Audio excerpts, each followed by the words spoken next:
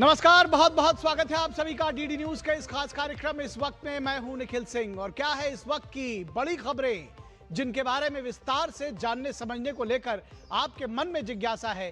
क्या है इन खबरों के मायने, क्या है इनके पीछे का एजेंडा। बात होगी महाराष्ट्र की। महाराष्ट्र में बीएमसी समेत 29 नगर निकायों के वोटों की गिनती जारी है। अधिकतर इलाकों में एनडीए यानी महायुति को बढ़त है। आखिर क्यों नहीं चला ठाकरे बंधुओं का मराठी मानुष का नैरेटिव, क्यों पिछड़ गई कांग्रेस, विस्तार से करेंगे चर्चा। साथ ही बात होगी पश्चिम बंगाल की सियासत की, जहां एक बार फिर हिंसा का दौर शुरू होता हुआ दिखाई दे रहा है।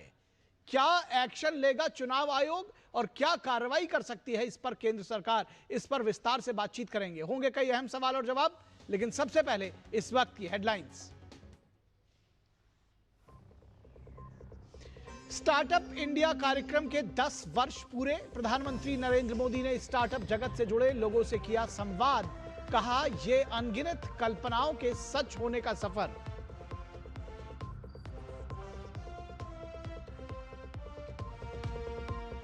भारतीय जनता पार्टी को 29 जनवरी को मिलेगा नया पूर्णकालिक अध्यक्ष। 19 जनवरी को होगा नामांकन।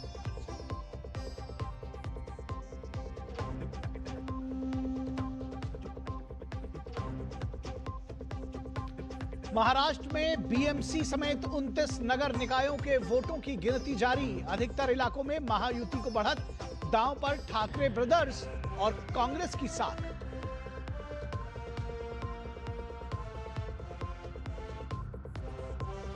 और पश्चिम बंगाल में फिर शुरू हुआ हिंसा का दौर। चाकुलिया में बीडीओ कार्यालय में आगजनी के बाद चुनाव अधिकारियों में दहशत। फरक्का से चाकुलिया तक सड़क रेल जाम होने की खबर। भाजपा ने कानून व्यवस्था पर उठाए सवाल। माइक्रो ऑब्जर्वर्स और मतदान कर्मियों की सुरक्षा भी बनी गंभीर चिंता का विषय।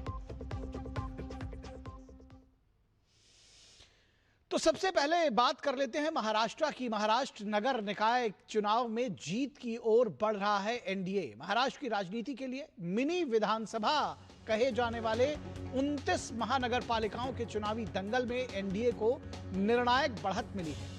गुरुवार को हुए मतदान के बाद आज मतगणना की प्रक्रिया चल रही है और उसमें 29 नगर निगमों के लिए हुए चुनावों में 20 से अधिक जगहों पर बीजेपी की अगुवाई वाले एनडीए को बढ़त मिलती हुई दिख रही है। शाम 5 बजे तक सारे रिजल्ट्स आने की उम्मीद है और ये चुनाव न केवल स्थानीय निकायों के भविष्य के लिए महत्वपूर्ण है, बल्कि राज्य की सत्तासीन महायुति और विपक्षी महाविकास अघाड़ी के लिए अपनी जमीनी पकड़ साबित करने का लिटमस टेस्ट भी माना जा रहा था। सबसे ज्यादा चर्चा मुंबई नगर निगम की थी, जिस पर अपनी पकड़ बनाए रखने के लिए उद्धव ठाकरे और राज ठाकरे सारे मतभेद भुलाकर लगभग 20 वर्षों के बाद एक हुए थे।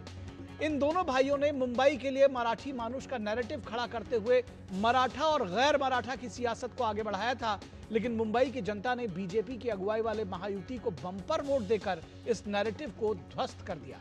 महाराष्ट्र के सीएम देवेंद्र फडणवीस ने ठाकरे बंधुओं के एजेंडे की हवा निकालते हुए कहा था कि मुंबई और महाराष्ट्र में आने वाला, यहां काम करने वाला हर व्यक्ति मराठी मानुष है, वो भी शिवाजी की ही संतान है। मुंबई और महाराष्ट्र के लोगों ने देवेंद्र फडणवीस की बात और उनके विकास के नारे को ही तरजीह दी। और कुछ इसी तरह से चालाकी पुणे महानगर पालिका पर कब्जा जमाने की जुगत में महाराष्ट्र के चाचा भतीजे की जोड़ी ने की थी।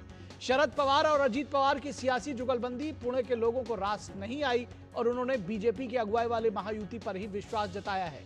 अभी मतगणना जारी है, लेकिन आगे इन सभी जगहों पर महायुति है। नागपुर से लेकर नासिक तक, अकोला, पिंपरी चिंचवाड़ से लेकर पुणे तक और वहां से लेकर सांगली और नवी मुंबई तक लोगों ने देवेंद्र फडणवीस के नेतृत्व और उनके काम पर विश्वास जताया है।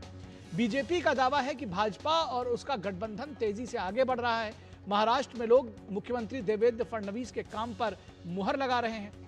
अब महाराष्ट्र में तय हो गया है कि जो कांग्रेस के साथ गठबंधन करेगा उसका डूबना तय है, यह बीजेपी का आरोप है। वहीं केंद्रीय मंत्री रामदास अठावले ने कहा है कि मुंबई का अगला मेयर महायुति गठबंधन से होगा और वो मराठी भाषी होगा। उन्होंने कहा कि उद्धव ठाकरे 25-30 साल तक सत्ता में इसलिए रहे क्योंकि वो भाजपा के साथ गठबंधन में थे। उद्धव ठाकरे की पार्टी के लिए बीएमसी इसलिए महत्वपूर्ण है क्योंकि बीएमसी से इनके दल की ताकत का इजाफा हुआ था। शिवसेना की शुरुआत शहरों से हुई और मुंबई से में उसको सबसे ज्यादा अहम भूमिका निभाई। मुंबई से सबसे ज्यादा ताकत ठाकरे बंधुओं को मिली है।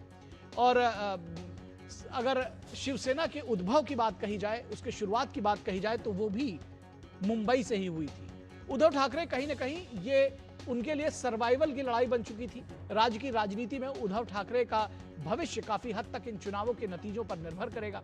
यही नहीं, इन चुनावों में शरद पवार की सियासत की भी नहीं चली और भतीजे अजित पवार को साथ लेने के बावजूद जनता ने उनको नकार दिया।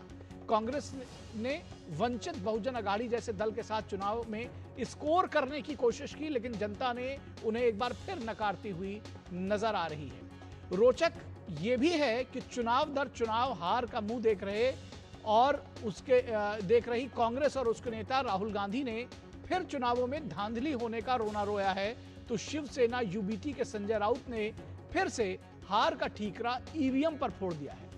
गौरतलब है कि अघाड़ी और कांग्रेस के लिए यह हार नई नहीं है। अभी 1 महीने से भी कम समय हुआ जब महाराष्ट्र निकाय चुनाव में एनडीए को बंपर जीत हासिल हुई थी। 288 सीटों, जिनमें 246 नगर परिषद और 42 नगर पंचायतें थी, उसके रिजल्ट में महायुति को 207 सीटें पर जीत मिली थी। कांग्रेस को 28 सीटें मिली थी, जबकि शरद पवार के एनसीपी को केवल 7 और शिवसेना यूबीटी को 9 सीटें हासिल हुई थी। लेकिन एक बार फिर हार की कगार पर खड़ी कांग्रेस और विपक्षी दल एक बार फिर से ईवीएम पर टूट पड़े हैं। शायद उनको कुछ और सुझाई नहीं दे रहा है। बहरहाल इन चुनावों का असर राज्य की सियासत पर पड़ेगा। देवेंद्र फडणवीस इस चुनाव में और तपकर निखरे हैं और उनकी लोकप्रियता में इजाफा हुआ है, तो एकनाथ शिंदे की शिवसेना ने भी अपना वोट बैंक और शिवसेना पार्टी पकड़ को इंटैक्ट रखा है। इन चुनावों का असर महाविकास अघाड़ी के दलों पर आने वाले दिनों में दिखाई देने की उम्मीद है। कुछ लोगों का साथ छूट सकता है, तो कुछ दलों का अपने पुराने साथियों से मोह भंग हो सकता है, सियासत बदल सकती है। लेकिन ये भारतीय लोकतंत्र की खूबी है कि ये पब्लिक है, ये सब जानती है। तो ये पब्लिक है, ये सब जानती है और उसने इन चुनावों में एनडीए, बीजेपी, देवेंद्र फडणवीस और एकनाथ शिंदे की जोड़ी को अगर कहा जाए तो उनको वोट देते हुए नजर आ रही है। सीएम देवेंद्र फडणवीस ने मराठी अस्मिता की रक्षा की बात कही है। क्या कुछ कहा उन्होंने, आइए आपको सुनाते हैं। मुंबईकरांकरता शेवटची निवडणूक नाही, ही मराठी माणसाच्या अस्तित्वाची निवडणूक नाही आणि तुम्ही या ठिकाणी आम्हाला सांगता आपलं अस्तित्व संपून जाईल। अरे मराठी माणसाच्या अस्तित्वाची लढाई नाहीये, तुमचं अस्तित्व पणाला लागलेलं आहे आणि म्हणून पुन्हा एकदा सांगतो, तुम्ही म्हणजे मराठी नाही, तुम्हीच म्हणजे महाराष्ट्र नाही, तुम्ही म्हणजे मुंबई नाही। मुंबई म्हणजे ही बसलेली जनता आहे, मराठी म्हणजे ही बसलेली जनता आहे, महाराष्ट्र म्हणजे छत्रपती शिवरायांनी तयार केलेला हा महाराष्ट्र, ज्याला महाराष्ट्र धर्म समजतो तो महाराष्ट्र आहे। त्याच्याकडे कोणी वाकडी नजर करून तो देवेंद्र फडणवीस ने कहा, सीधे सीधे हमला बोला उन्होंने और कहा कि ये जो विपक्षी दल के नेता हैं उन पर हमला बोला। कहा कि ये मत समझें कि मराठी मानुस और मराठी का मतलब वो है, मराठी का मतलब यहाँ के जो जनता है, यहाँ पर आने वाले लोग जो यहाँ पर काम करते हैं वो सब मराठी मानुस हैं। और कांग्रेस नेता राहुल गांधी ने एक बार फिर वोट चोरी का आरोप लगा दिया है। हमारे पास बहुत सारा मटेरियल है, प्रोसेस हम चलाते जाएंगे। हिंदुस्तान के जेन जी जो हैं और युवा हैं उनको हम क्लियरली दिखा देंगे कि नरेंद्र मोदी चुनाव चोरी करके प्रधानमंत्री बना है, बीजेपी चुनाव चोरी करती है, क्लियरली बता देंगे, कोई डाउट नहीं होगा। तो ये जो भाषा शैली है वो भी आपने देखी और जिस तरह से जेनजी को उकसाने की बात बार बार राहुल गांधी करते हैं, इनकी मंशा भी आप सब लोगों को समझ में आती होगी। फिलहाल आरपीआई अठावले के नेता रामदास अठावले ने राहुल गांधी के आरोपों को बेबुनियाद बताया है। राहुल गांधी हर चुनाव में, मतलब राहुल गांधी हो या अपोजिशन हो, हर बात पर कोई ना कोई तो बातें उल्टी सीधी करते रहते हैं। तो इसीलिए मुझे लगता है कि राहुल गांधी जी के आरोप में बिल्कुल तथ्य नहीं है। वोट कभी चोरी होता नहीं है और वोट चोरी नहीं होना चाहिए। और शिवसेना यूबीटी के नेता संजय राउत ने एक बार फिर हार का दोष ईवीएम के मत्थे मढ़ दिया है। हम लोग इंतजार कर रहे थे वोटिंग परसेंटेज का, और उससे पहले एग्जिट पोल आ गए। कुछ जगह पर वोटिंग चल रही थी और यहाँ एग्जिट पोल बीजेपी ने धड़ाधड़ डालना शुरू कर दिया और हम लोग जीत रहे, हमारा मेयर हो रहा है, हमारा मेयर हो रहा है। ये नाचना गाना शुरू हो गया उनका। ये भारतीय जनता पार्टी वाले, ये शिंदे वाले, अजित पवार वाले, चाहे कितनी भी बुरा काम करें, लेकिन आप डरो मत, आप लोगों ने वोट किया है हमको। अब अगर ईवीएम से वोट गायब किया तो अलग बात है, लेकिन हमें लगता नहीं। और शिवसेना नेता शाइना एनसी क्या कुछ कह रही हैं, आइए आपको सुनाते हैं। उद्धव ठाकरे जी को अपना स्क्रिप्ट राइटर बदलना चाहिए, क्योंकि 2 घंटे में वो यही बोलते रहते हैं कि देखिए इंक, देखिए ईवीएम्स, देखिए इलेक्शन कमीशन, देखिए नोटों का दुरुपयोग। अरे कोई और बहाना निकालिए। ये समझ लीजिए कि हार जीत प्रजातंत्र में जनता तय करती है और जो जीता वही सिकंदर। और शायद ये संदेश है कि जो लोग ऑन ग्राउंड काम करते हैं तो उनको मौका मिलता है, जो लोग घर से काम करते हैं उनको stay at home, work from home का संदेश जनता ने दिया है। और इसके साथ ही साथ आपको सुनाते हैं कि बीजेपी के प्रवक्ता, बीजेपी के राज्यसभा सांसद सुधांशु त्रिवेदी ने क्या कुछ कहा है इस पूरे प्रकरण पर। नकारात्मक राजनीति करने वालों को महाराष्ट्र की जनता ने एक करारा जवाब दिया है। इंडी गठबंधन का अस्तित्व अब है या नहीं है, क्योंकि 2024 के बाद के चुनावों में दिल्ली विधानसभा में आम आदमी पार्टी कांग्रेस का गठबंधन टूट गया। केरल में कम्युनिस्ट पार्टी और कांग्रेस अलग अलग लड़े।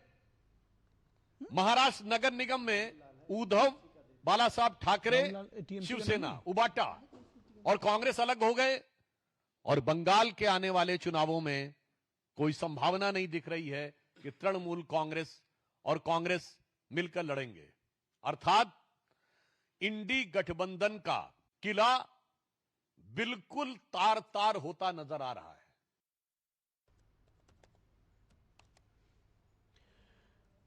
और इस पूरी खबर पर बातचीत करने के लिए खास मेहमान हमारे साथ जुड़े हुए हैं, उनसे आपका परिचय करा दें। हमारे साथ विश्वास पाठक, जो कि बीजेपी के प्रवक्ता हैं मुंबई के, वो हमारे साथ जुड़े हुए हैं। विश्वास जी, स्वागत है आपका। इसके साथ ही हमारे साथ राहुल लाल, कांग्रेस के समर्थक हैं, कांग्रेस के नीतियों के शुरू से उसको डिफेंड करते रहे राहुल लाल आज कांग्रेस का पक्ष रखेंगे। राहुल लाल जी, बहुत स्वागत है आपका। मैं श्यामा को देख पा रहा हूं हमारे साथ जुड़ी हुई हैं किसी काउंटिंग बूथ से, बहुत स्वागत है श्यामा आपका भी। और विनोद मिश्रा, हमारे कंसल्टिंग एडिटर, हमारे साथ जुड़े हुए हैं। तो श्यामा, सबसे पहले आपके पास आएंगे और जो ऑन ग्राउंड रिपोर्ट है, जो ताज़ा रिपोर्ट है, वो जानने की कोशिश करेंगे। किस तरह से जो कार्यकर्ता हैं अलग अलग दलों के, उनमें क्या रिएक्शंस है, पार्टियों में क्या रिएक्शंस हैं, क्या समीकरण और गुणागणित चल रहा है मुंबई में, क्या जानकारी देंगी? और मैं यहाँ पर इससे पहले कि आप जवाब दें, अपना शुरू करें, मैं यहाँ पर थोड़ा करेक्ट कर दूं और माफ़ी के साथ करेक्शन लूँगा कि हमारे गेस्ट में आरती पुगावकर, बीजेपी की जो प्रवक्ता हैं, वो हमारे साथ जुड़े हुए हैं। आरती जी, बहुत स्वागत है आपका। और इससे पहले जो गेस्ट की लिस्ट थी वो उसमें थोड़ी सी कन्फ्यूजन था, इसलिए मैं माफ़ी के साथ आपका स्वागत करता हूँ। श्यामा, अपनी बात रखें। जी देखिए निखिल, हम इस वक्त हैं फिलहाल बीजेपी के ऑफिस में और यहाँ पर लगभग माहौल बन चुका है। साथ ही ये भी बताया जा रहा है मुख्यमंत्री जो हैं महाराष्ट्र के देवेंद्र फडणवीस, वो यहाँ पे कुछ समय में आएंगे। आपको मैं यहाँ का माहौल एक बार दिखा दूँ कि ऑन ग्राउंड क्या किस तरीके से तैयारी चल रही है। तो हम सुबह से हैं और सुबह से ही ये पूरा जो इलाका है ऑफिस के बाहर का, वो भगवामय हो चुका है। और साथ ही इनकी जो साथ की पार्टीज है वो भी यहाँ पर मौजूद है। आपको थोड़े समय में हम दिखाएंगे कि जो ये जो गेंद्र कवाड़े हैं वो भी आए हुए हैं, इनकी पार्टी आई हुई है रादर, और एक साथ में नारेबाजी हो रही है। साथ ही जो यहाँ का मुंबई का ओरिजिनल समाज जिसे कहते हैं, कोली समाज, वो भी यहाँ पर आया है काफ़ी संख्या में। और बैंड बाजा यहाँ पर तैयार हो चुका है, फटाके तैयारी हो चुकी है। महाराष्ट्र, मुंबई की बात कर लें, हम बीएमसी की बात कर लें, तो फिलहाल हम अगर देखें बीएमसी में तो जो लीड लेता हुआ देख रहा है हमें, वो महायुति है। और महायुति में भी अगर हम बात करें तो बीजेपी को 33 सीट जो कि पूरा 227 सीट्स की अभी काउंटिंग चल रही है, उसमें से 33 सीट बीजेपी लीड कर रहा है। इसके साथ ही जब हम बात कर रहे हैं शिवसेना एकनाथ शिंदे की, वो भी 12 सीटों पर लीड कर रहे हैं। यहाँ पर अगर आप देखें तो उद्धव सेना जो है, उद्धव ठाकरे की जो शिवसेना है, उसने भी एक अच्छा यहाँ पर आंकड़ा दिखाया है, परफॉर्मेंस दिया है, वो है 26। लेकिन इसके अलावा आप बाकी जगहों पर बात करें, जिसमें पुणे हो गया, नागपुर हो गया, पिंपरी चिंचवड, नवी मुंबई हो गई, यहाँ पर महायुति का परफॉर्मेंस बहुत अच्छा रहा है। लेकिन बाकी सारे जो पार्टीज हैं उनका परफॉर्मेंस अच्छा नहीं रहा है। साथ ही आपने जब आप बात कर रहे थे तो हमने ये भी सुना कि किस तरीके से जो शिवसेना है उद्धव ठाकरे की और मन से है राज ठाकरे की, वो दोनों बंधु साथ में आए थे एक इस प्रयास से कि मराठी अस्मिता को वो बचाएंगे। लेकिन यहाँ पर आप देखें तो मराठी मानुस का जो इमोशन है, लोग उसे वोट देते हुए नजर नहीं आए, क्योंकि लोगों ने वोट डेवलपमेंट को दिया है, विकास को दिया है। और हम समझ सकते हैं जिस तरीके से वोट या जो कैंडिडेट्स जो जीत रहे हैं भाजपा के या शिवसेना एकनाथ शिंदे के जो जीत रहे हैं, आप समझ सकते हैं कि वोट किस दिशा में दिया गया है, किस वजह से दिया गया है। साथ ही आपने देवेंद्र फडणवीस की जो बाइट है वो तो सुनाई ही है, और यहाँ पर कुछ समय में देवेंद्र फडणवीस एक्सपेक्टेड भी हैं, मुख्यमंत्री एक्सपेक्टेड हैं। और ये पहली बार होगा कि बीजेपी जो है वो बीएमसी में एक छोटे भाई के रोल से प्रमोट होके बिग ब्रदर का रोल करेगी, क्योंकि अब तक हमने जो देखा था अनडिवाइडेड शिवसेना जो थी उसका बोलबाला था। लेकिन जो 2017 की जो इलेक्शंस थी बीएमसी में, उसमें बीजेपी ने बहुत अच्छा परफॉर्मेंस किया था, शिवसेना से बस 2 ही सीटें कम थी उन्हें। और इस बार उन्होंने ज्यादा सीटों पर भी चुनाव लड़े हैं, कैंडिडेट ज्यादा लगाए हुए हैं।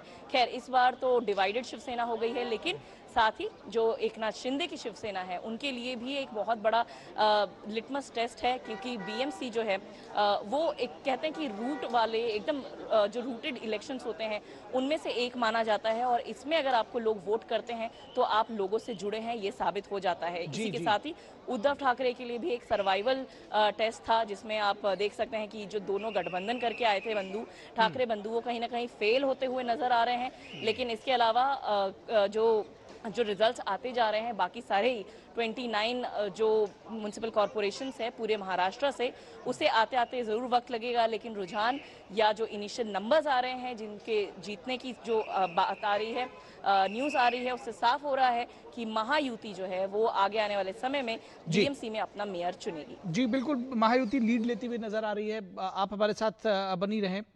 विनोद मिश्रा जी, आपसे अगर हम इन चुनावी रिजल्ट्स का, अभी रिजल्ट्स प्रॉपर पूरे आए नहीं है, लेकिन अगर इन रुझानों का मैं कहूं कि आकलन करने के लिए किस तरह से इसका आकलन करेंगे? और अभी बहुत सारी बात श्यामा ने ठाकरे बंधुओं को लेकर, ठाकरे ब्रदर्स को लेकर के कही, तो जिस तरह से रिजल्ट आ रहे हैं, क्या कहेंगे? ना खुदा ही मिला, ना विसाले सनम, ना इधर के रहे ना उधर के रहे। निखिल, अभी जो रिसेंटली चुनाव हुए हैं, बिहार से देखिए, केरल से देखिए, और अभी मुंबई के नगर पालिका और वहाँ जो नगर निकायों के चुनाव में आप देखिए, तो ये चुनाव का जो नतीजा है, ये चुनाव के जो परिणाम है, वो साफ साफ बता रहे हैं कि अब नैरेटिव का दौर नहीं है, अब परसेप्शन की सियासत नहीं चलेगा, अब डेवलपमेंट का ही एजेंडा चलेगा।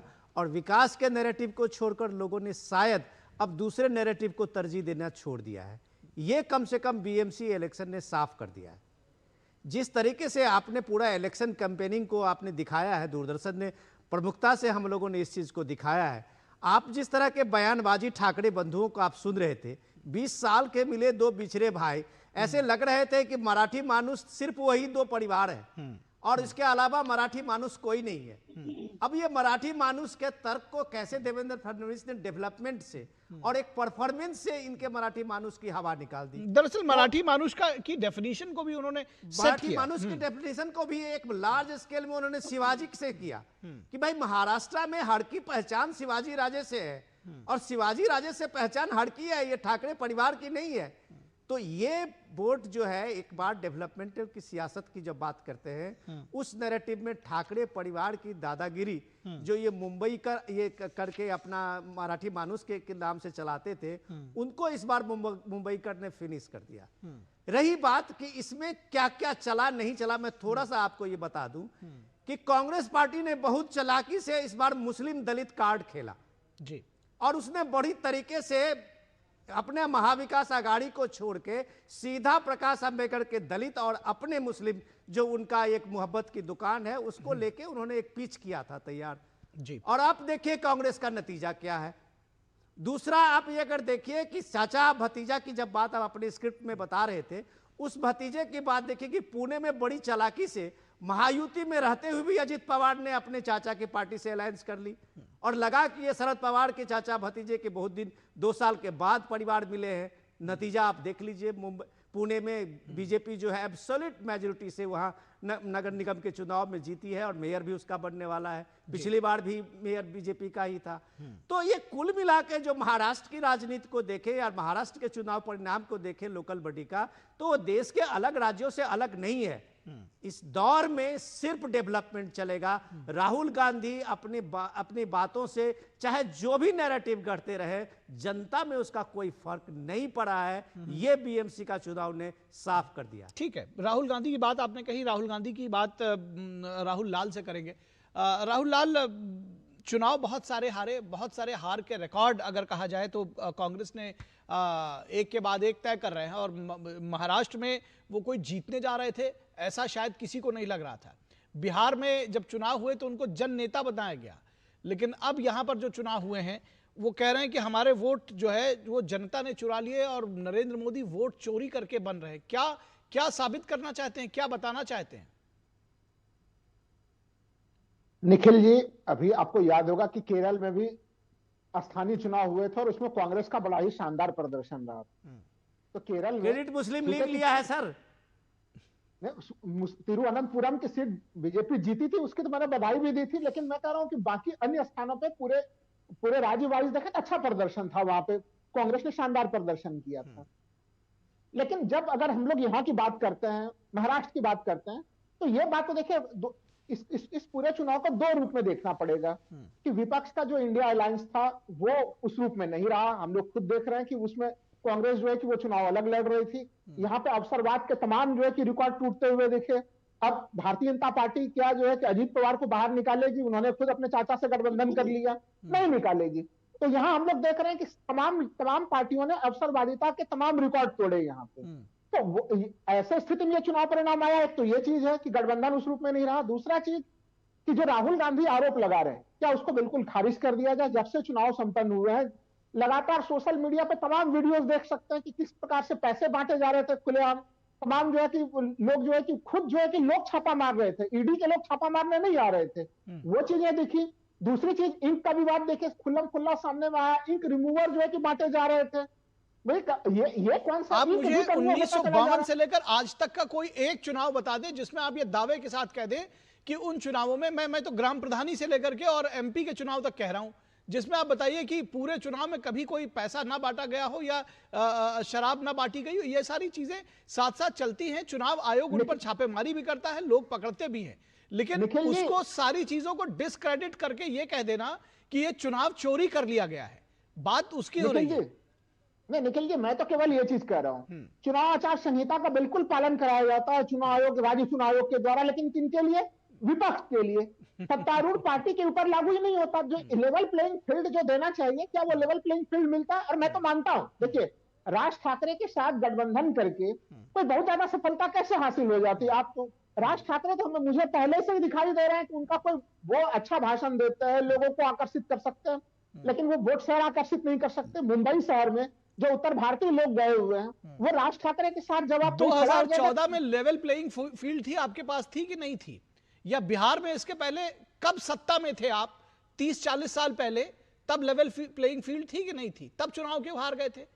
तब किसने चुरा लिया था? वोट चोरी हो गया था। महाराष्ट्र में पिछली बार आप कब जीते हैं? लोकसभा चुनावों में बेहतर प्रदर्शन जरूर रहा है, उसके पहले आप कब जीते हैं? कौन से लेवल प्लेइंग फील्ड पे आप हारे थे? तो कम से कम बात इस बात की है कि कोई भी चीज तर्कपूर्ण तरीके से कहेंगे और उसके साथ में कुछ आप क्रेडिबल एविडेंस के साथ आएंगे, क्योंकि जो बात आप कह रहे हैं, सुनिए तो, जो बात आप कह रहे हैं वो बार बार सुप्रीम कोर्ट तक आप लोग गए हैं, उसको खारिज किया गया है। इस बात को भी ध्यान में रखिएगा। आप अपनी बात रखिए जी। निखिल जी, राहुल गांधी लगातार प्रेस कॉन्फ्रेंस कर रहे हैं। देखिए वो कितने कागज के पूरे फाइलों के बंडल लेके आते हैं, तमाम प्रेस कॉन्फ्रेंस करते हैं वो।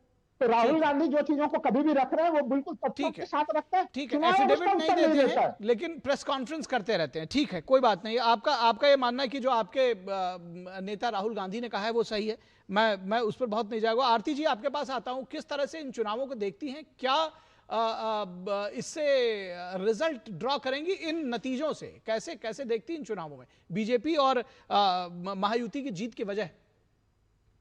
सबसे पहले मैं आपके माध्यम से मुंबई और महाराष्ट्र के तमाम मतदाताओं को आभार करना चाहती हूँ, उनके धन्यवाद देना चाहती हूँ कि उन्होंने इस बार कोई भी इमोशनल चीज पे ध्यान ना देते हुए विकास की गति को चुना है, विकास की राजनीति को चुना है। देवेंद्र फडणवीस जी, जिनका विजन अगले 10 साल में मेरे महाराष्ट्र को क्या चाहिए, अगले 20 साल में मेरे महाराष्ट्र के युवा को क्या चाहिए, ये सोच के बनाई हुई नीति को मुंबई और महाराष्ट्र के मतदाताओं ने साथ दी है। इसके लिए मैं उनके प्रति आभार प्रकट करती हूँ। रही बात दूसरी, अभी राहुल गांधी जी के बारे में मैं सुन रही थी, तो मुझे ये समझ में नहीं आता है कि अभी ये चुनाव में एक नया ट्रेंड आ गया था कि अपने हाथ में सोशल मीडिया है तो बस जो मन में आया कीजिए। कल सुबह सुबह ऐसा हुआ, मतदान शुरू हुआ, फिर कुछ देर में उद्धव बाला साहब ठाकरे जी के गट के एक पदाधिकारी आए, उन्होंने अपने सोशल मीडिया से बताया कि भाई इंक तो पहुंची जा रही है, इंक तो पहुंची जा रही है। तो मुझे ये कहना है कि आप किसी को इंडिकेशन दे रहे थे क्या कि भैया अपनी तो नैया पार हो नहीं रही है, तो जाइए इंक पहुंचिए और फिर एक बार मतदान कीजिए, क्योंकि इस बार हमें तो तैरना, हम कैसे जाएंगे, जी कैसे पाएंगे। तो इस तरह के सवाल थे। उन्होंने ना निवडणूक आयोग को तकरार नहीं की, मीडिया में आके उस बात को उछाला। तो मुझे ये कहना है कि संवैधानिक अधिकार में अगर आपको जो बात गलत लगती है तो उसकी सही जगह पे जाके तकरार करनी बहुत जरूरी है। संजय राउत जी रोज उठ के कुछ ना कुछ कहते रहते हैं, राहुल गांधी जी इतने सारे पेपर लेके घूमते रहते, कभी उन्होंने तकरार कहीं पे की नहीं है। तो मुझे ये कहना है कि सिर्फ और सिर्फ मोदी जी को नीचे दिखाना है, उनको अपमानित करना है। महाराष्ट्र में देवेंद्र जी जो कर रहे हैं वो किस तरह से गलत है और हम ही किस तरह से सही है, ये दिखाने की कोशिश में आज कांग्रेस की क्या हालत हो गई है ये हम सब देख रहे हैं। ठीक बात है मैडम। दरअसल कोई किसी को अपमानित मुझे लगता है लोकतंत्र में कर नहीं सकता। जो जनता है वो सब देखती है और वही सम्मानित भी करती है, वही अपमानित भी करती है, वही सत्ता का रास्ता दिखाती है और वही बाहर का दरवाजा भी दिखाती है। फिलहाल यहां पर कोई एक छोटे से ब्रेक के लिए आप सब हमारे साथ बने रहे, दर्शकों आप भी बने रहे, हम जल्द हाजिर होंगे।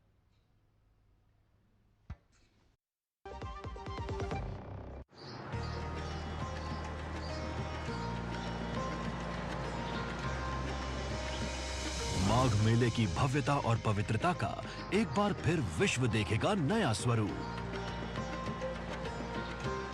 करोड़ों श्रद्धालुओं के लिए परंपराएं वही और सुविधाएं नई, जहां पग पग पर आस्था और दिव्यता की मिलेगी अनुभूति।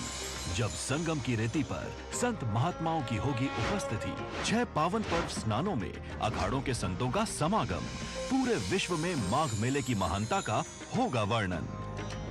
यशस्वी प्रधानमंत्री नरेंद्र मोदी जी के मार्गदर्शन और माननीय मुख्यमंत्री योगी आदित्यनाथ जी के नेतृत्व में माघ मेला 2026 आस्था की लहराती पताका, विकास की नई गाथा, काम दमदार, डबल इंजन सरकार।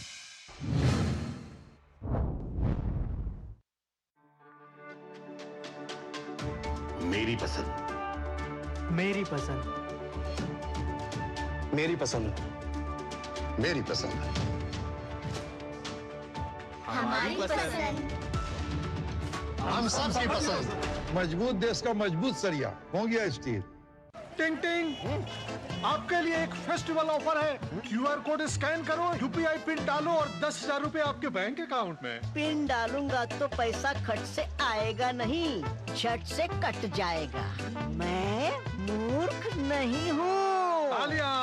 UPI कहता है UPI पिन पैसे भेजने के लिए होता है, पाने के लिए नहीं। इस बात को याद रखें और कहें मैं मूर्ख नहीं।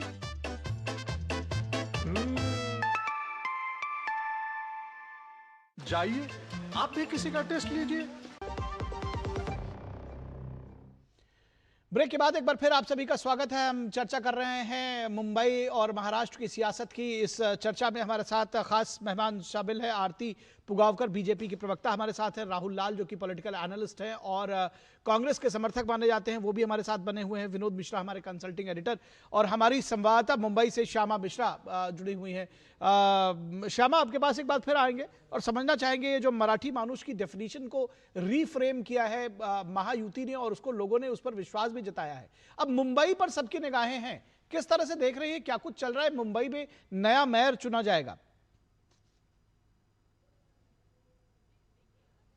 मेयर की बात करें तो लगातार जिस तरीके से कैंपेनिंग शुरू है, सभी पार्टी अपना कह रही हैं कि मराठी मानुस ही बनेगा मेयर, और बीएमसी का जो मेयर होगा, मुंबई का जो मेयर होगा, वो मराठी मानुस को ही बनाया जाएगा। और सही भी है ये बात, क्योंकि मुंबई जो है वो कह सकते हैं ना, सॉइल के जो है, सन ऑफ सॉइल है, उनके सीट के हकदार भी होते हैं वो।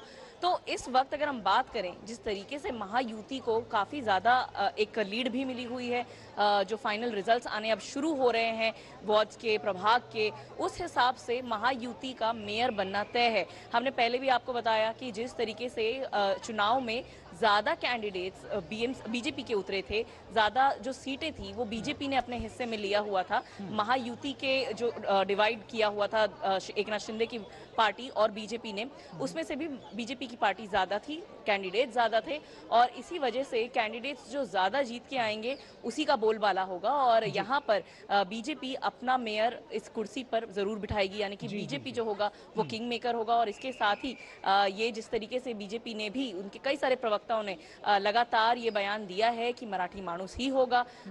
ये तय है कि बीजेपी मराठी मानुस को ही बिठाएगी मेयर की कुर्सी पर। लेकिन हाँ, जिस तरीके से हम ट्रिपल इंजन की बात कर रहे हैं, ट्रिपल इंजन सरकार की बात कर रहे हैं, क्योंकि वो विकास को गतिविधि देगा, विकास को बढ़ावा देगा, वो यहाँ पर तय है। जी जी जी, बिल्कुल निश्चित तौर पर। और विनोद मिश्रा जी, समय थोड़ा कम है तो मैं चाहूँगा थोड़ा शॉर्ट में अपनी बात रखें, लेकिन मैं ये ज़रूर जानना चाहूँगा कि ये जो चुनाव है, इसको कहा जा रहा था मिनी विधानसभा का एक अक्स ये दे रहे थे, किस तरह से आप देखते हैं इसके बाद जो महाराष्ट्र की सियासत है थोड़ी बदलती हुई? क्योंकि इस बार आपने देखा बहुत सारे दल जो है वो सभी एक दूसरे के साथ रहे नहीं उस तरह से इंटैक्ट जैसा पहले थे। मिनी विधानसभा का मैं महाराष्ट्र में बीएमसी को कहा जाता है निखिल, तो इसलिए भी कि 75,000 करोड़ रुपए का बजट वाला ये एक बीएमसी है पूरे देश में, कि आपके देश के जो आप कह रहे हैं कि बिजनेस कैपिटल के रूप में अगर बीएमसी को देखते हैं तो उस बीएमसी में 75,000 करोड़ के बजट वाला ये है। लेकिन सवाल तो ये है कि श्यामा तो आपको काफी डिटेल बता दिया इसके मराठी मानुस वाला। मैं दूसरी बात राहुल लाल जी को थोड़ा सा याद दिला देता हूँ कि राहुल लाल जी, आपका जो गठबंधन था प्रकाश अंबेडकर के साथ में, तो आपकी तो पूरी सीट भी कांग्रेस पार्टी नहीं लड़ पाई थी। हाँ। तो जिस पार्टी को कैंडिडेट नहीं था बीएमसी के चुनाव में लड़ने के लिए, आप दावा करते हैं कि वोट चोरी हो गई। अरे गजब का मजाक करते हैं भाई आप लोग। कैंडिडेट तो पहले ढूंढ के दीजिए। 40 कैंडिडेट आपके वहां सीट वैकेंट रह गया 277 में।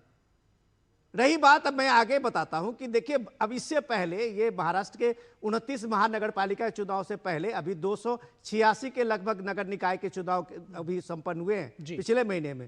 देखिए आप उसमें कि 50% से ज्यादा वहां मेयर से लेकर नगर अध्यक्ष जो है वो बन गए बीजेपी के। 130 सीटें जीती थी बीजेपी अकेले। वहां बीएमसी, वहां महायुति और महाविकास अघाड़ी अलग अलग चुनाव लड़ी थी और उसमें बीजेपी सबसे ज्यादा अच्छा परफॉर्म किया था, यही महानगर पालिका में है। तो आज बीजेपी कम से कम महाराष्ट्र, पूरे महाराष्ट्र के फुटप्रिंट अपना एक सिंगल पार्टी देने वाला अकेली पार्टी है। शिवसेना किसी कोने में है, एनसीपी किसी कोने में है, तो कांग्रेस पार्टी भी किसी कोने में है। पूरे महाराष्ट्र की पार्टी सिर्फ एक बीजेपी है। और देवा भाव जो है वो डेफिनेटली एक डिस्कोर्स जो चेंज किया है महाराष्ट्र का, वो डेवलपमेंट का डिस्कोर्स है। ठीक है, इस चीज को समझिए। ठीक है, आगे प्लान ऑफ एक्शन क्या होने जा रहा है कांग्रेस का? राहुल लाल, किस तरह से देख रहे हैं? अभी आप लोग कोई समीक्षा करेंगे, दोबारा आने की कोशिश में है, या फिर अभी ईवीएम का ही जिसको कहते हैं कि उसकी पिपीरी बजाते रहेंगे? नहीं, ईवीएम की पिपीरी बजाने की बात नहीं है। अब आप देखिए 2024 के लोकसभा चुनाव हुए थे और वो चुनाव थोड़े निष्पक्ष हुए तो उसके परिणाम किस रूप में हुए। लेकिन कुछ महीने बाद जब विधानसभा के चुनाव आप देख लीजिए, क्या गजब बात है, मतलब लोकसभा ये का चुनाव थोड़े निष्पक्ष हुए तो आप वो पूरे निष्पक्ष हो जाते तो आप आ जाते, इस वाले में थोड़ा कम निष्पक्ष हुआ, कैसे वेट कर रहे हैं? ठीक है, चलिए अपनी बात रखिए। राहुल, मैं यही चीज कह रहा हूं कि राहुल गांधी तमाम चीजों को बड़ी तथ्यात्मक तौर पे रख रहे हैं। इसी चुनाव को लेके जो आप सोचिए कि इंक ऐसे इतना आसानी से कैसे मिटा दिया जा रहा था, मार्कर का प्रयोग क्यों किया जा रहा था, तो चुनाव आयोग के पहले से कई पुरानी व्यवस्थाएं हैं उसको भी जो है कि धीरे धीरे कमजोर किया जा रहा है।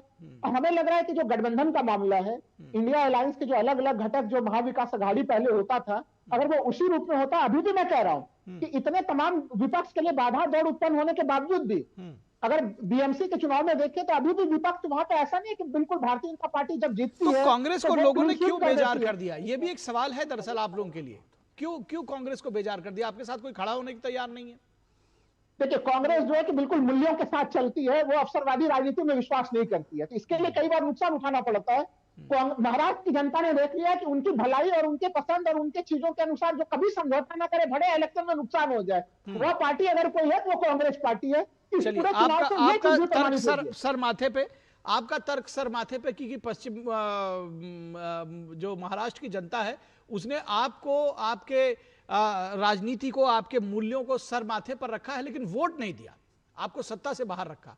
ठीक है, वो आपका तर्क है, बहुत अच्छा है। मैडम आरती, अब इसके आगे क्या, किस तरह से देख रही हैं इन चुनावों को कि अब क्योंकि आगे आपके लिए भी जो गठबंधन में इंटैक्ट रख करके और साथ ही साथ बहुत सारे चुनाव आपको अपने मेयर्स के भी करने हैं।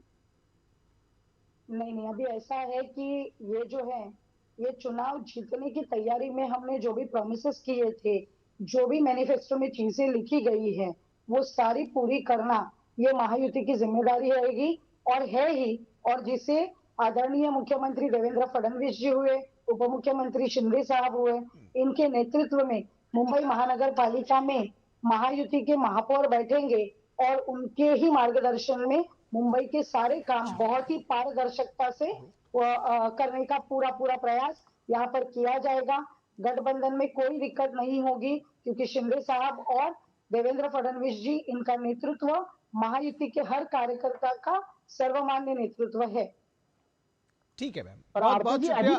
आने वाला जो समय है वो निश्चित तौर पर इस पूरी सियासत को एक नए सिरे से देखने की, तौलने की भी जरूरत है और बहुत सारी चीजें आगे बदलने वाली हैं जिसका कुछ हिंट श्यामा दे रही थी और राहुल लाल जिसको मानने को तैयार नहीं है। लेकिन कोई बात नहीं राहुल लाल जी, हम लोग फिर किसी और चर्चा में मिलेंगे तो इस विषय को और आगे बढ़ाएंगे।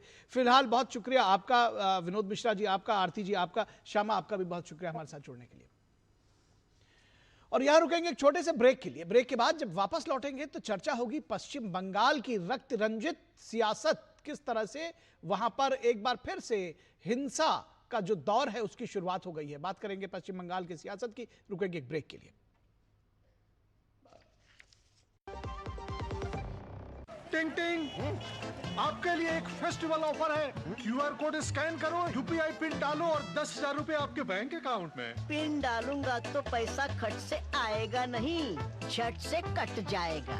मैं मूर्ख नहीं हूँ। आलिया, यूपीआई कहता है यूपीआई पिन पैसे भेजने के लिए होता है, पाने के लिए नहीं।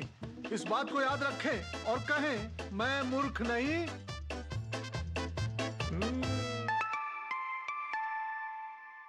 जाइए, आप भी किसी का टेस्ट लीजिए।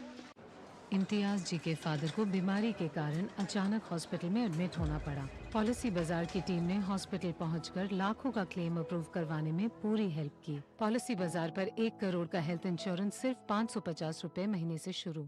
जब धरती चीर कर निकलता है लोहे का पत्थर और मिलता है मोंगिया के जोश से, फिर तपता है, पिघलता है और बनता है फौलाद। अब होता है सरिया सारी खूबियों के साथ। मोंगिया स्टील, मजबूत देश का मजबूत सरिया। LIC युवा प्रोफेशनल्स के लिए लाए हैं नव जीवन श्री। करें नियमित प्रीमियम का भुगतान, जीवन बीमा का आनंद लें। प्राप्त करें प्रीमियम के प्रतिशत पर गारंटीकृत एडिशंस। अपने वित्तीय लक्ष्यों के अनुरूप मैच्योरिटी पर गारंटीकृत धनराशि पाएं। मौजूदा पॉलिसी धारकों के लिए आकर्षक अतिरिक्त लाभ। आज ही खरीदें। ब्रेक के बाद एक बार फिर आप सभी का स्वागत है। और बात पश्चिम बंगाल की, जहां एसआईआर के खिलाफ हिंसक आंदोलन की सियासत तेज हो गई है। पश्चिम बंगाल में एसआईआर के खिलाफ प्रदर्शन को हिंसक बनाने की साजिश बेनकाब होने लगी है। नॉर्थ दिनाजपुर के चाकुलिया में गुस्साई भीड़ ने बीडीओ दफ्तर में तोड़फोड़ के बाद आग लगा दी। इस तोड़फोड़ और आगजनी में लाखों रुपए की सरकारी संपत्ति जलकर स्वाहा हो गई। लेकिन ये पूछने वाला कोई नहीं है कि गुस्से की वजह क्या है। कमाल की बात यह है कि स्थानीय पुलिस उपद्रवियों पर एफआईआर तो दर्ज करती है, लेकिन उकसाने वाले टीएमसी कार्यकर्ता के नाम पर एफआईआर नहीं होता है, यानी कि उसका नाम एफआईआर की जो फहरिस्त है उसमें नहीं डाली जाती। फराक्का में तोड़फोड़ के बाद अब उत्तरी दिनाजपुर के चाकुलिया में बीडीओ के कार्यालय में तोड़फोड़ और आगजनी की घटना से माइक्रो ऑब्जर्वर्स और चुनाव अधिकारी भयभीत हैं। हालात ऐसे हैं कि खुद राज्य के मुख्य चुनाव अधिकारी मनोज अग्रवाल को चुनावी कार्यों में लगे अधिकारियों को आश्वस्त करना पड़ रहा है। सवाल उठ रहा है कि फराक्का की घटना में तृणमूल विधायक मुनीरुल इस्लाम की मौजूदगी में तांडव होने के बावजूद एफआईआर में उनका नाम क्यों नहीं है।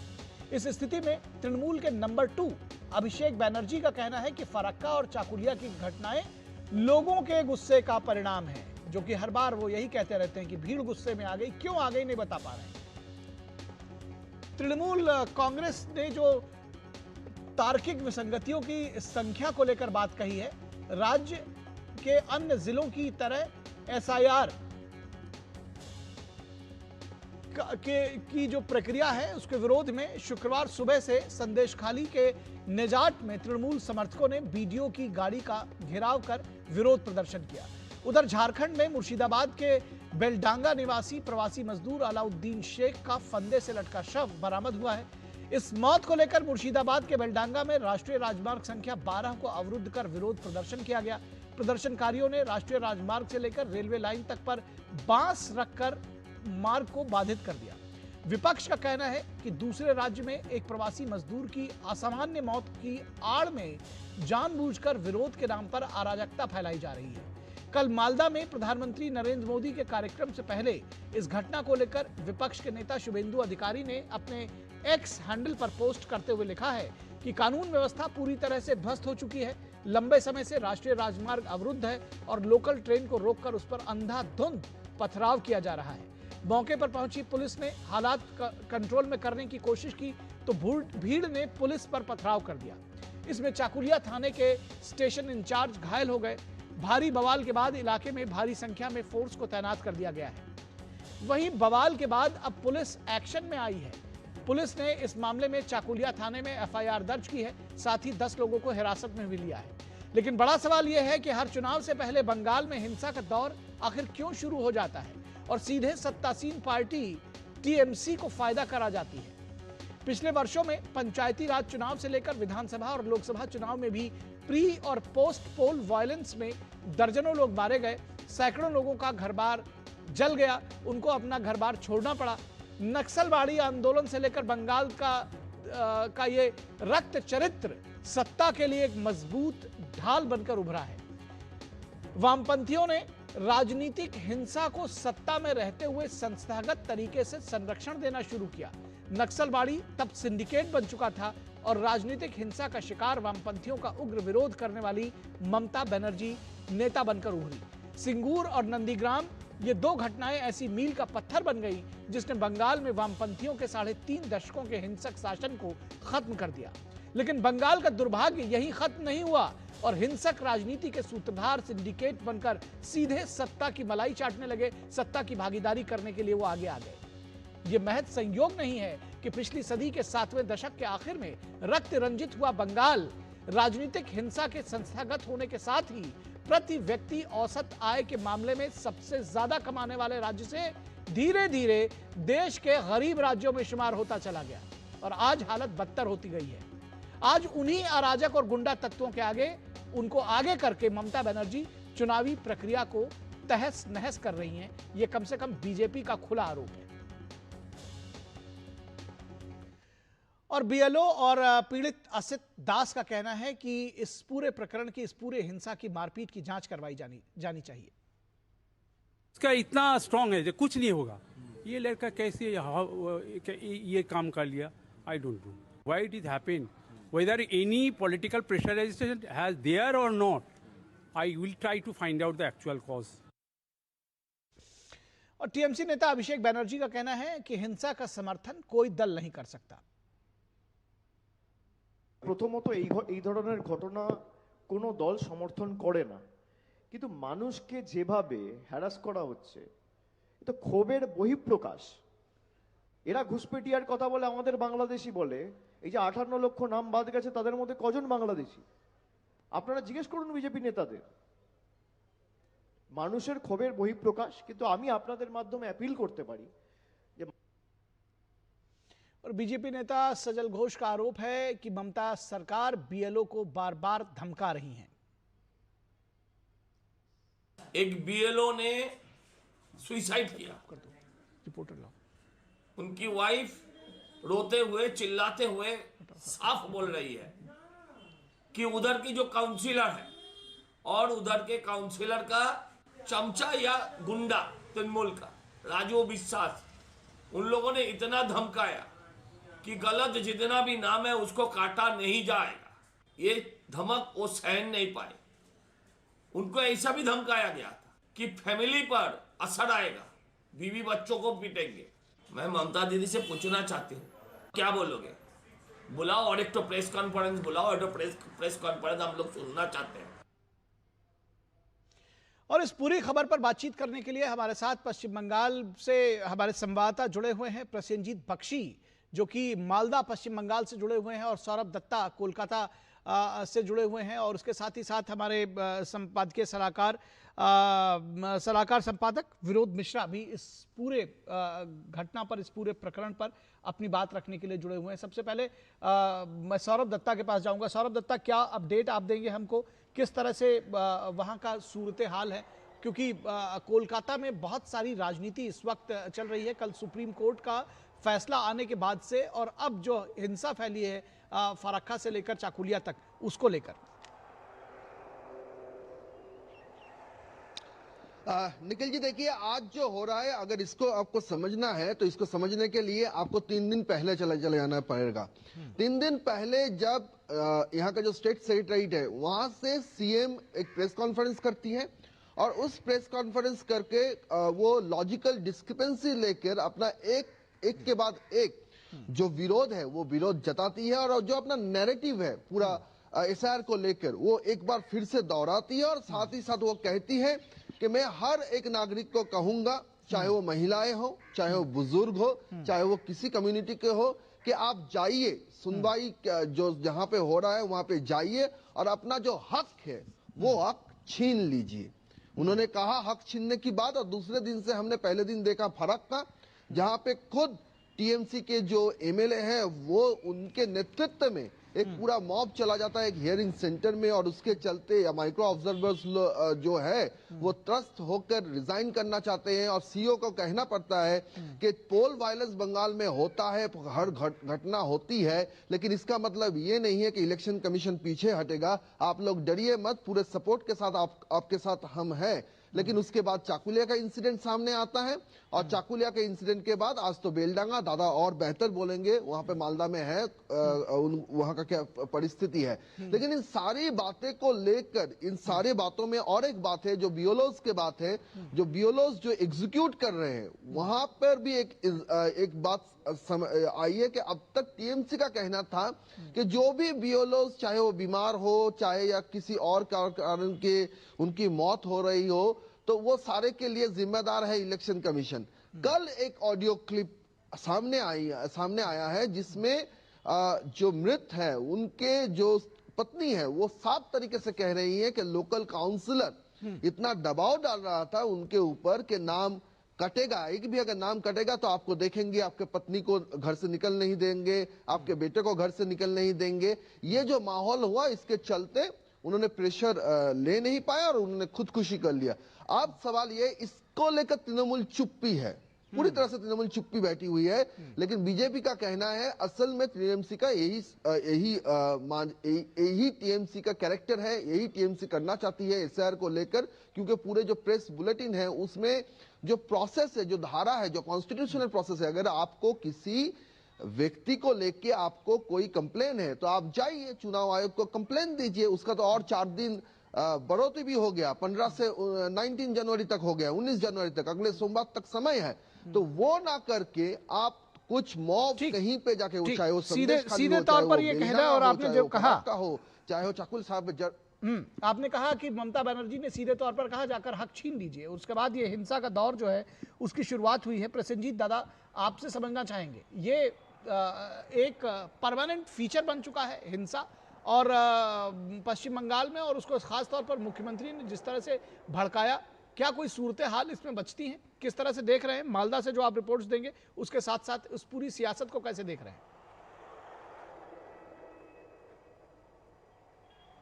देखिए, अभी थोड़ी देर पहले ममता बनर्जी नॉर्थ बंगाल के लिए कोलकाता एयरपोर्ट से उड़ गए, और उसके पहले उन्होंने एक छोटा सा स्टेटमेंट दिए। उस स्टेटमेंट में उन्होंने बताया, मैंने आप लोगों को बताया कि ये जो बेलडांगा में सुबह 8 बजे से शाम को 3 बजे तक वायलेंस चलता रहा, उसमें पत्रकारों के ऊपर लोगों ने आक्रमण किया। उसमें एक लेडी पत्रकार काफ़ी बुरी तरह से घायल है और एक कैमरा पर्सन भी घायल है जी। तो इसके बारे में जब पत्रकारों ने उनको पूछा तो उन्होंने बताया कि भीड़ों के अंदर जाने की क्या ज़रूरत था। तो ये तो एक तरह से ये जो आक्रमण है, इस आक्रमण को जस्टिफाई करना एक चीफ मिनिस्टर की तरफ से। लेकिन यहाँ पे दूसरे जो खतरनाक बात उन्होंने बताया, उन्होंने पूरे मुस्लिम कम्युनिटी को एक तरह से क्रिमिनल कम्युनिटी बता दिया। उन्होंने क्या बताया कि इस भीड़ में जाना, जुम्मा बार है, और जुम्मा बार में वो लोग इस तरह से एक जगह पे होते हैं, लाखों हजारों लोग, और इस भीड़ में जाना नहीं चाहिए। मतलब जुम्मा बार मुसलमान लोग एक जगह पे होते हैं, वहां पे अगर पत्रकार लोग जाएंगे तो इस तरह से पीटोगे। मतलब मुसलमान का काम है लोगों को पीटना। तो मुसलमान कम्युनिटी को उन्होंने क्रिमिनल कम्युनिटी बता दिया है, बेलडांगा, कम से कम बेलडांगा की जो मुसलमान कम्युनिटी है। और उन्होंने ये भी बताया कि दुर्गा पूजा की समय पे लाखों हिंदू एक साथ होते हैं। मतलब लाखों हिंदू भी अगर एक साथ होते हैं तो उस भीड़ में अगर कोई जाते हैं तो हिंदू भी लोगों को पीटते हैं। तो ये जो स्टेटमेंट है, तो समझ लीजिए कि पश्चिम बंगाल की स्थिति आने वाले फ्यूचर में, कम से कम अगले 1 महीना जब ये एसआईआर की सिलसिला चलता रहेगा, तो इसमें क्या होने जा रहा है और क्या होगा। ये जो मालदे में हम खड़े हैं, बाजू में इस तरफ मुर्शिदाबाद है, उस तरफ उत्तर दिनाजपुर है। देखिए, छोटे छोटे स्टेटमेंट से आपको समझना पड़ेगा। जो थोड़ी देर पहले अपने अभिषेक बनर्जी का स्टेटमेंट सुनाया बांग्ला में, उस बांग्ला में किस तरह से एक सफेद झूठ बता के चले गए अभिषेक बनर्जी, इसको आपको समझना चाहिए कि बंगाल में लोगों की दुर्दशा किस तरह से है।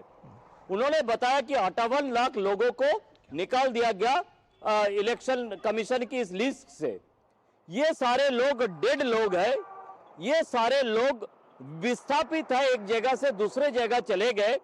और ये नहीं तो इस सारे लोग किसी तरह से डबल एंट्री था, ये कोई बांग्लादेशी नहीं था।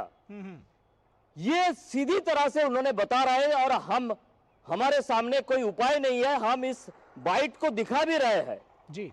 किस तरह से लोगों को उस्काने की काम अभिषेक बनर्जी जैसे देश की एक सांसद कर रहे हैं, और हम वो दिखाने के लिए मजबूर हो गए। ये 58 लाख लोग आइदर डेड वोटर है, नहीं विस्थापित है, नहीं तो डबल एंट्री है।